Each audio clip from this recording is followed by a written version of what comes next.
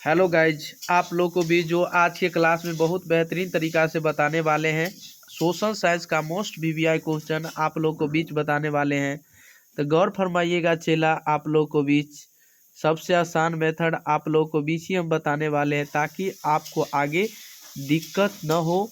और साफ है, आप लोग को बीच दिक्कत लेने की कोई बात नहीं, घबराने की कोई बात नहीं है चेला।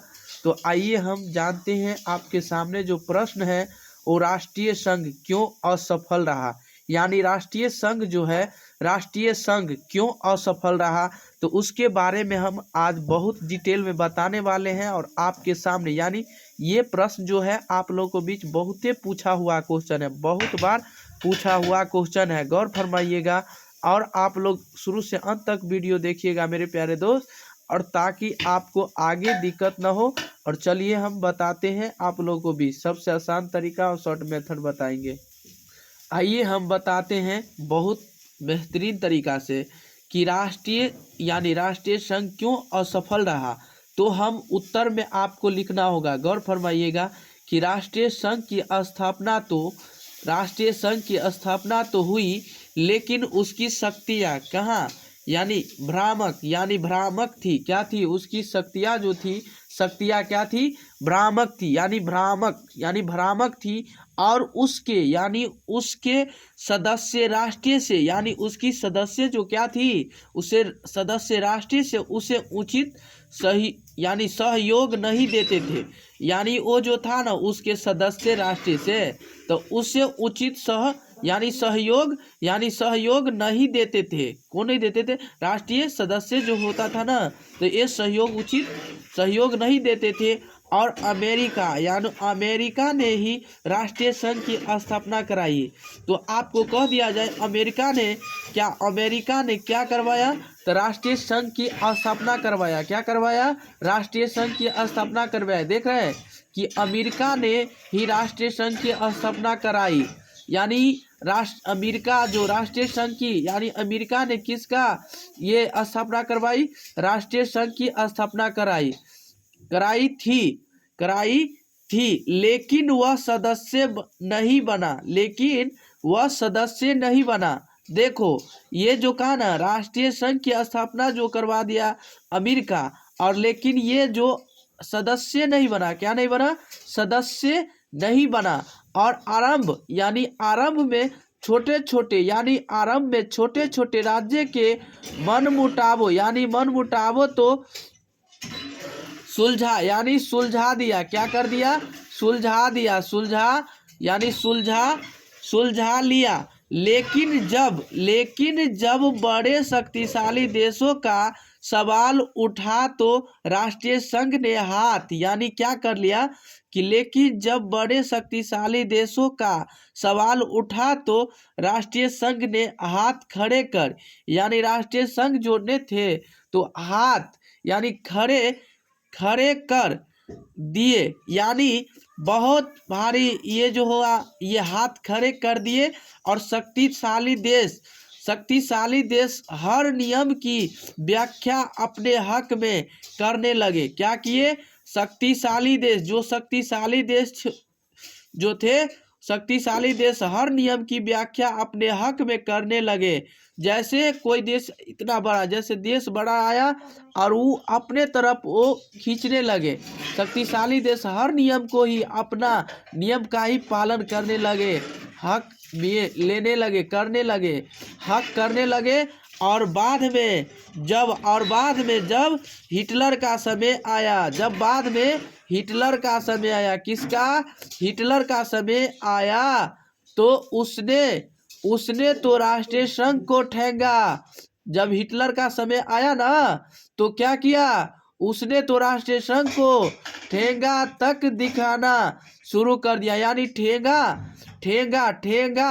तक दिखाना शुरू कर दिया। और वह उसके किसी बात को मानने से इनकार करने लगा।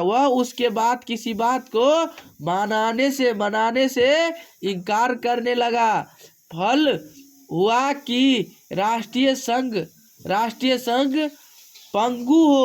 पंगु हो गया। क्या हो गया? पंगु हो गया और अतः वह असफल सिद्ध हो गया। क्या हो गया? अतः अनंतः वह असफल सिद्ध हो गया। गौर फरमाइएगा चेला और याद कीजिएगा वो दिन कि जिस दिन आपको पढ़ाए हुए हैं। आप यदि हमारे पिछले वीडियो देखे होंगे तो आपको पता होगा, तो शुरू से अंत तक वीडियो देखिएगा। आइए आपके सामने जो हम बताएंगे बहुत खतरनाक तरीका से बताने वाले आज के क्लास में। आइए बताते हैं, बहुत मज़ेदार तरीका से बताएंगे। आपका क्वेश्चन है, गौर फरमाइएगा कि प्रथम विश्व युद्ध के क्या कारण थे? संक्षेप में लिखे, प्रथम विश्व युद्ध के क्या कारण थे, यानी संक्षेप में लिखे। गौर फरमाइएगा चेला, याद कीजिएगा और बहुत बेहतरीन तरीका से याद करवाएंगे कि प्रथम विश्व युद्ध के क्या कारण थे और संक्षेप लिखे।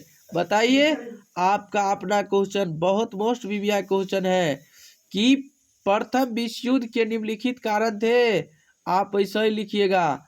तो बताइए कि प्रथम विश्व युद्ध का सबसे प्रमुख कारण था साम्राज्यवादी प्रतिस्पर्धा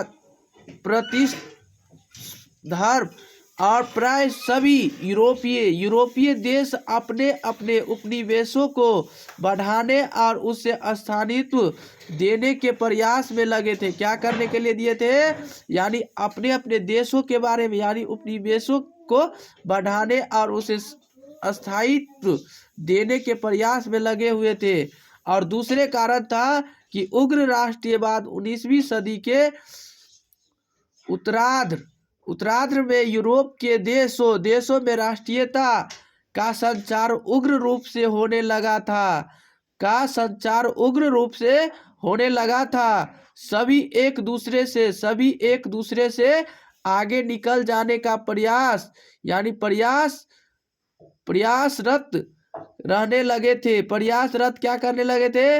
रहने लगे थे। तीसरा कारण सैन्यवाद की प्रवृत्ति थी और अपने उपनिवेशों के प्रसार के लिए क्या करने लगता था, और उसे बनाए रखने के लिए सेना ही नितांत आवश्यक थी।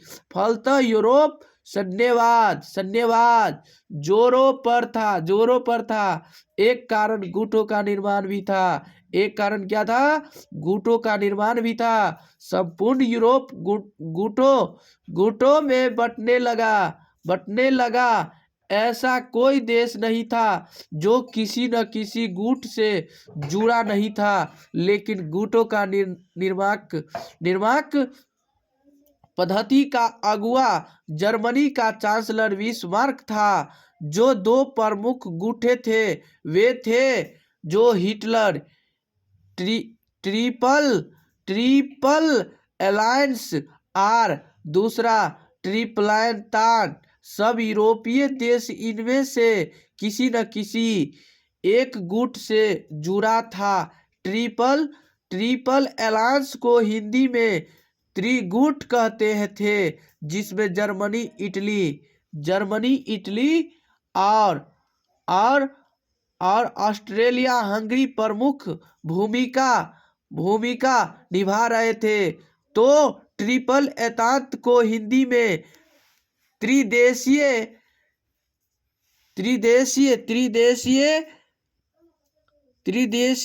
संधि कहते थे। क्या? त्रिदेशीय संधि कहते थे। और इसमें भी 3 ही देश थे, ब्रिटेन और फ्रांस और रूस। उपयुक्त सारी बातों ने ऐसी स्थिति बना दी कि युद्ध कभी भी किसी भी समय भड़क सकता था। हुआ भी ऐसा ही। एक छोटी सी घटना ने युद्ध को भड़का दिया। बहुत मोस्ट वीवीआई क्वेश्चन है चेला। आप लोग इसे अच्छा तरीका से याद कर लीजिएगा ताकि आपको आगे साफे दिक्कत न हो। इसके लिए धन्यवाद।